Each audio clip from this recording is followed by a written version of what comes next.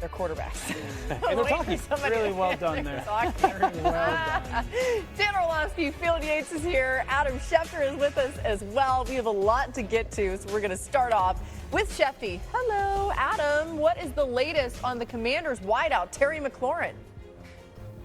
Hello, Laura. Terry McLaurin did not practice today once again, dealing with that quad injury where he's missed the last couple of games. The fact that he started this week with a DNP does not bode well for his availability for Monday night's game. Now, it is Wednesday, and the Monday night game obviously is another day. So if McLaurin doesn't practice tomorrow, that would be a sign that they can't count on him to play Monday night. As for Kyler Murray, didn't practice today due to a foot injury, suffered at the end of the game against the Titans. He did come back into play, so that is notable. And Jonathan Gannon, the Cardinals coach, said today that Murray is day-to-day. We'll see whether he can make it back onto the practice field Thursday. But no practice again today for the Ravens quarterback Lamar Jackson, who missed the game last week with that hamstring injury, and the Ravens have a bye after this week's game against the Rams. The fact that there was no sign of Jackson at practice today, not an encouraging sign, and it looks like it'll be another week of Cooper Rush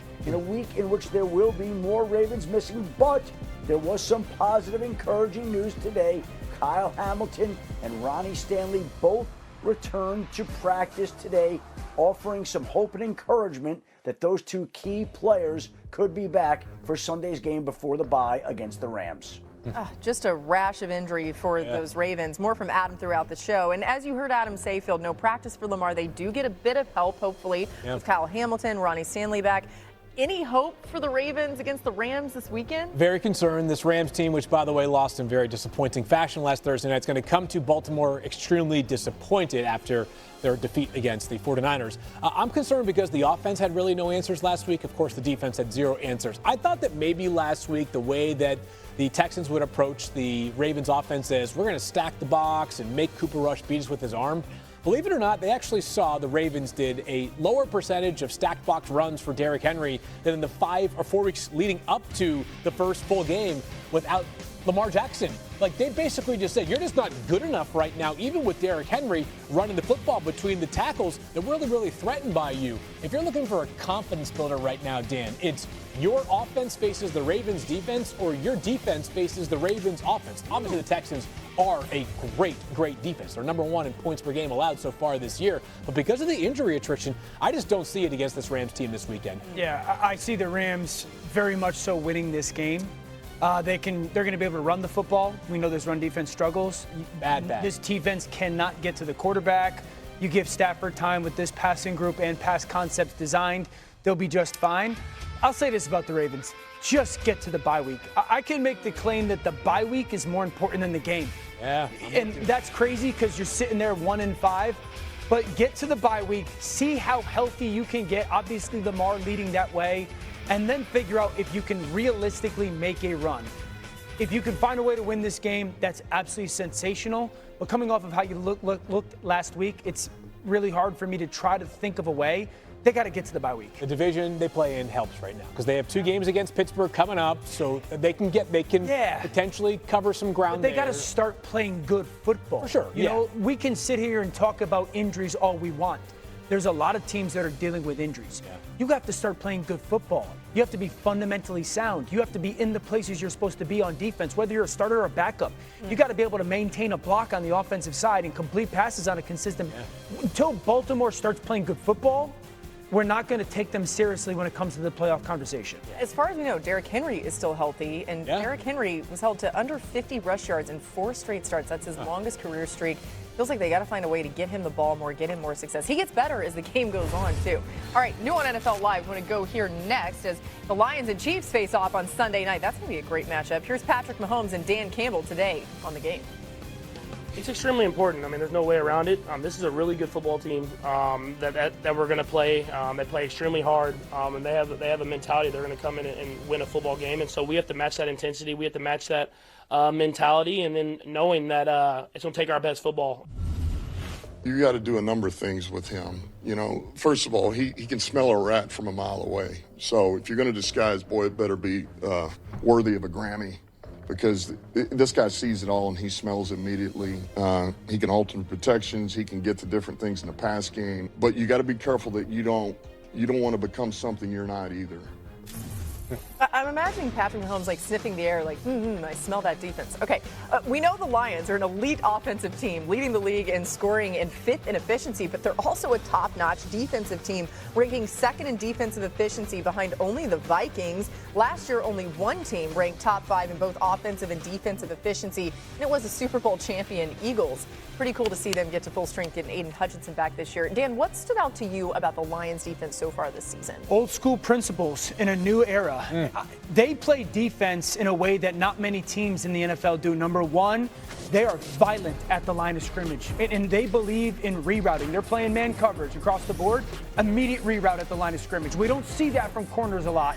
And then when they're playing man, they're often playing it together. Shallow cross from the slot, that safety cuts, that backside safety is looking to replace if necessary. That should be a 8 to 10 yard completion, it's 4 yards. Okay, then Hutch by himself. We have the overload away. T. Higgins and Jamar up top, they're going to go one, reroute. Again, teams don't do that much. 2-man up top, and they're going to put that single corner by himself. Now it's 3rd and 15. They're funneling everything inside. We'll give up you an 8 or 9 yard completion, force a field goal. I love that. Here's that man-to-man again. Empty set. Kansas City's going to present this. Are we going to get a reroute at the line of scrimmage? Jam, 100% we are. That throws off the timing of the pass game. Just watch how the safeties play that vision, though. This isn't man-to-man, you're by yourself. It's man-to-man with always help. There's always somebody there that is playing off of the leverage. And I will ask you this. Find me a linebacker playing better than Alex Anzalone. Here's the deep cross. What's the corner do? Hey, safety, here it comes. Here it comes. Safety gets to cut the crosser. Corner up top replaces. Everybody has vision underneath. Anzalone just waiting there because he knows that ball has to get thrown off of that concept. Bang, pick. Anzalone's playing backer as good as anybody in football. Wow. And I think that there is defensively an epidemic in the NFL that we just don't reroute pass game receivers anymore. That defense does. Alex Anzalone? Gator, by the way. Gator. Go Gators. I'll be interested to see if they have the same approach this upcoming weekend because the injuries have really hit this Lions team. 3 of their top 4 corners, at least coming into the season, like when training camp began, are not going to be available on Sunday night, with the latest addition being Terrion Arnold, their second-year corner, who Terrion is going to continue to grow into a player who understands there's a fine line between aggressive and having too many flags thrown your way. Yeah. That being said, at some point when the depth piles up, or at least I should say the depth goes the other way, when your depth becomes an issue, you can't always do things exactly how you want to do so. The best way, though, to cover up for a secondary that's depleted is to rush the passer well.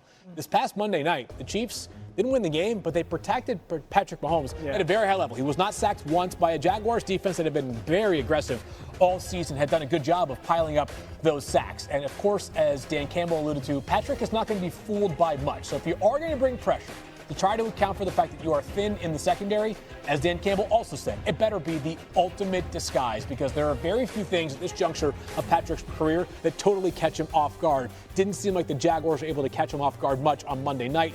318 passing yards is best of any game this season. Yeah, I think the question is Detroit going to do that same stuff? Is the fair one to ask. Right. You know, we saw it last year in the playoff game against Washington. Even when they were getting carved up, they did not stop. Kelvin Shepard has some Aaron Glenn. Still got maybe those they got it. Yeah. I don't think they're gonna. Rock Ya-Sin's still there. He's played a lot of football in this league. You can trust his veteran experience. Those safeties make up for a lot. Those safeties are special players. By the way, Patrick Mahomes 0-2 in his career versus Jared Goff, but he has thrown for 704 yards and 8 touchdowns in those 2 games. So it hadn't necessarily been his fault. All right, we're getting Schottenheimer today on how the Cowboys offense has been able to find success. You go out on game day and you just let it rip, man. You just let it go, and I think that's how you handle the ups and downs, like, you know, of this game. And I mean, I was tired. The players were tired after Sunday. The emotions of it, up and the downs, and it's like a game where you feel like we had the game in hand most of the time, but like there's constantly things going on, and I think really, trying to get these guys to understand to play free and relax is the best way to go out there and be the best version of yourself. This reminds me of our philosophy for NFL Live. We just let it rip. We ride the highs, the lows. Yeah. There's not many lows. All right, time now for Insight versus Impact. This is a new segment we're really excited about. Field's going to dive into some smart moves that were made this offseason, so we're going to talk about that. And then Dan's going to show us how it's actually playing out on the field. So we're going to stay in Dallas, where the Cowboys made some moves this offseason. Field, they've got you impressed. Yeah, Laura, I think it's important in life to be able to understand that two things can be true at once, right? You can question the Micah Parsons trade, but still like a lot of what the Cowboys did besides that this offseason. They made a bet on Javonte Williams, a guy who'd been kind of been cast off after 4 years in Denver. He's a bust. Apparently not, because he's been one of the best running backs in all of the NFL. George Pickens, who they got for the cost of just 2 draft picks, none bigger than a 3rd-round pick, has been excellent, especially in the absence of CeeDee Lamb over the past few games. And they made a bet on Jake Ferguson, who had 0 receiving touchdowns last year. They gave him a 4-year, $52 million extension this offseason. I would say in terms of impact, he's right there at the top of the list of all tight ends in the NFL this season, especially with Brock Bowers being banged up. Last week, George Pickens was kind of slowed down by Sauce Gardner. And then our guy Ryan Flanoy, who they drafted a year ago in the 6th round, made a major impact with over 100 total yards. Let's go, Jerry. One of my favorite offenses to watch on a week-by-week basis. I think the way that I'll describe it is they're making the simple look complicated to defenses. You go to earlier in the game, this is 22 personnel, 2 backs, 2 tight ends.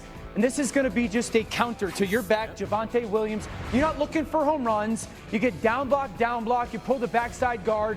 This is going to be a good, efficient 6 or 7 yard run. But the backside is starting to really creep in and pay attention. Then you go to a couple plays later. Can we take that same thing, dress it up a little bit, and run a very different play? 2 backs, 2 tight ends. Motion, back off set. Now we're going to down block, pull the guard. Here comes that counter that we just ran just to the other side. Look at everybody in the backside. Okay, that's got to be the same run that just happened for Dallas. Nope. It's that tight end screen to Jake Ferguson. You have 3 blockers out front with only 1 defender left. But this is a simple play by the offense that looks complicated to defense. Flournoy, go a little bit later in the game. Here we go, 2 tight ends.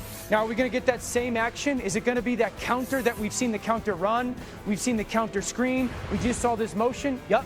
Here's the backside guard, double pullers. It must be that counter run. Get downhill to Javonte Adams. Here's that little flip reverse to Flournoy, that wide receiver. I just think the way that they're calling their offense is simple, look complicated, and take the complicated for us and make it very simple.